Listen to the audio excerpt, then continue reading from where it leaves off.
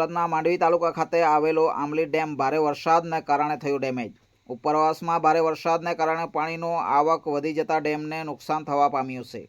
આ ઘોડધા ડેમની જો વાત કરવામાં આવે તો આ ડેમની લંબાઈ 200 મીટર છે, જ્યારે ઊંચાઈ તેમની 4.5 મીટર છે। ડેમમાં પાણીનો આવક વધી જતા અને ધસમસતા વધુ પ્રવાહના કારણે ડેમને ભર ચોમાસે નુકસાન થતા ચિંતાનો વિષય બન્યો છે।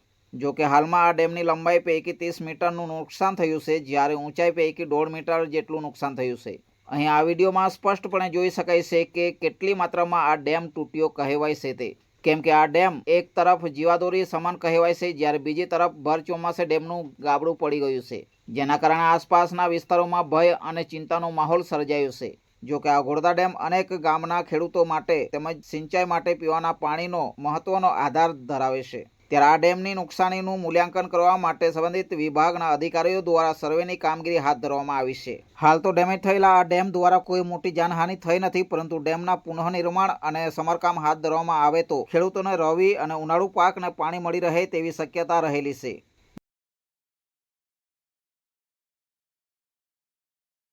નાયબ કાર્યપાલક ઇજનેર કમલ હરેશ કુમાર ચૌધરી ઘોડધા વિહાર ખાતે ફરજ બજાવું છું।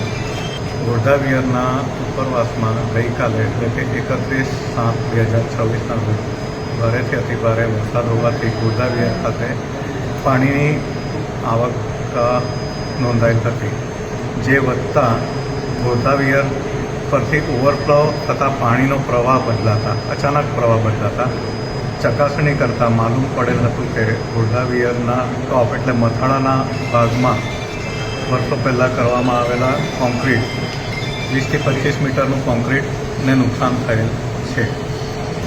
યોગ્ય કક્ષાએથી મંજૂરી મળ્યા બાદ તેમજ ચોમાસા બાદ તાત્કાલિક ધોરણે રિપેર કરવાનું આયોજન કરવામાં આવશે। સદર ભંગાણથી હેઠવાસમાં કોઈ જાનમાલને નુકસાન થયેલ નથી અને થવાની શક્યતા નથી। Bureau report SGTV live news Surat, હર હંમેશ સત્યની સાથે।